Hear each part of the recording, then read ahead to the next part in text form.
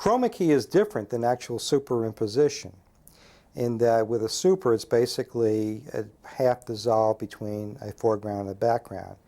In chroma key, or blue screen, you can have the full video of both there. What you're doing is just dropping out the background of a chroma key. In other words, if it's blue, you want the blue to disappear and not be seen by a person who is watching the image. So you have certain areas that you want to see, and there's certain areas you don't want to see. And by way of chroma key, you can do that, and it allows you to do that. Plus, it allows you to put people in situations that they could not normally be. Say if they were in a bell jar. Obviously, you can't get into a bell jar unless it was gigantic. In this case, you can make somebody very, very small, and by way of a chroma key, put them any place you want in the picture.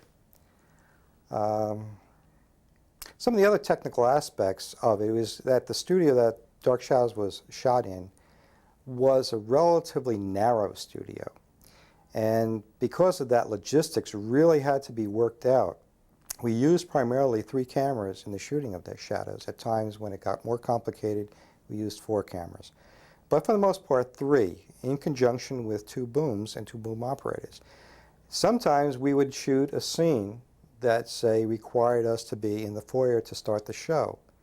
And then the next scene would be all the way down the other end of the studio, which may be Rose Cottage or some other part of the set. That was done usually during the opening sequence, where you see the waves crashing onto the rocks. The cameraman had to race down to the other part of the studio, get there, and hopefully make it in time so that they didn't have to stop tape. And at that time, because, again, the mentality of it was that you want to shoot in real time, you had to try to make everything work in the time frame you had allotted to make your certain moves. So during the day, especially earlier on, when the cameras were blocked out, where the director's on the floor physically placing cameras and artists, where they're going to be, some of those logistics had to be worked out time-wise.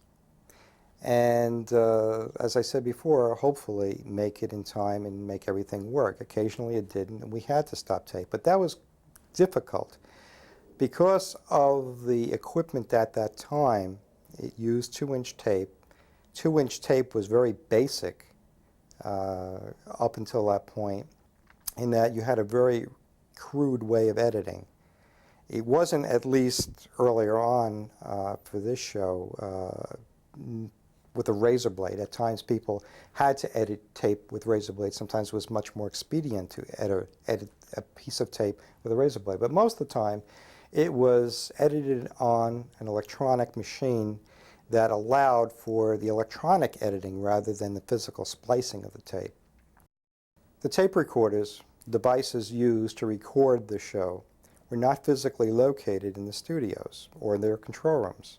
They were in a central area at that point in time in the main building at ABC. And one of the main reasons for that was the fact that they were very costly and they had a limited amount, and they used to share the machines among the shows. So basically there was a window of time to which our signal from the studio was sent up to the main building, recorded there, and hopefully in that window everything made it on tape. Otherwise they would have to extend the tape time and possibly move somebody else down the line a little bit if they were going to record. And at that point in time, needless to say, there were many other shows going on at ABC, and there were a certain amount of machines that were assigned for doing the records from the different studios from a point of view of maximizing its usage and minimizing the amount of equipment necessary to do all these. This is the way ABC worked it out. But also, because color was just coming in at that point in time, generally with the networks, there weren't that many color videotape machines around. Many were black and white. Again, as years go by, they were upgraded and you had more and more color there, and then they improved upon the color. Color was divided into an older type recording process and a newer type recording process. And if you had to edit that videotape, they were not sure when they took it back, whether they would have a newer processor or older processor. So consequently, 2 copies of the show were recorded at the same time. And depending upon which machine assembly process they were going to use, they would use either one tape or the other. These days, the machines are small enough and cheap enough so that most studios, as a complement, as well as a camera, would have tape machines assigned to it. So it makes the process a lot easier. And now that we're getting into the digital age, they're recording it on hard disk processes. In other words, much like you have a hard disk on your computer, you can record video and be able to edit. And it actually makes the process a lot easier all the way around. Plus the fact that it is digitized, the color deterioration or deterioration of image is greatly reduced.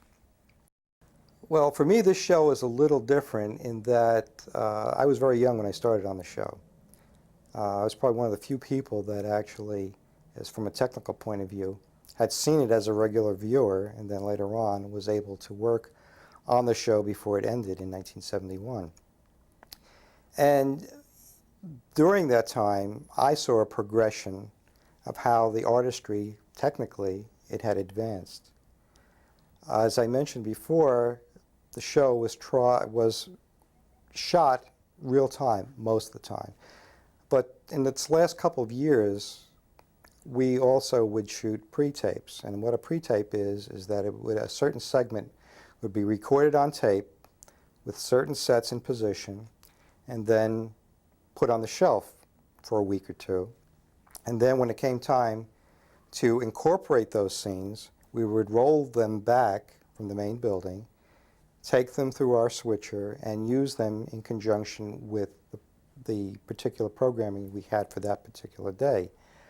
This is how the accomplishment of the changes of characters, especially in parallel time, occurred, and occurred quickly. Obviously, it was hard for somebody to change costuming very quick. Broadway actors and actresses, obviously, are used to that, but in television, that didn't occur all that easily. So there were segments that were pre-taped with, say, certain costuming, certain scenics, and then magically, at a blink of an eye, they can be changed into something else. So we did make use of that, and that usually occurred on a day where we had additional time to shoot and additional time to integrate that program material in with the present day shooting. Usually the show was shot at least 2 weeks in advance. There were some days where we were very close to air because, as I said before, we did have certain days that were pre-taped, but the actual process of putting the whole show together and making a final product sometimes were days away. In one instance, I remember a young actor, or young actress, I should say, on the show was in a few scenes that were used later down the line in the programming sequence. However, she broke her arm, and broke her arm actually at the studio. She came in to do a voiceover for the beginning of the show where you hear the rolling of the waves and the crashing, and you hear a narrative. Well, she came in to do the narrative. The narrative was in the control room, except that somebody was trying to get out of the door at the same time she was trying to come in and hurt her arm. To such a point, her arm had to be set. So the writers got together real quick and made a point of a character or a ghost of sorts pushed her down a staircase, and that's how her arm broke. So they had to make mention and change the storyline a little bit in order for that little quirk to appear and be basically covered in the storyline.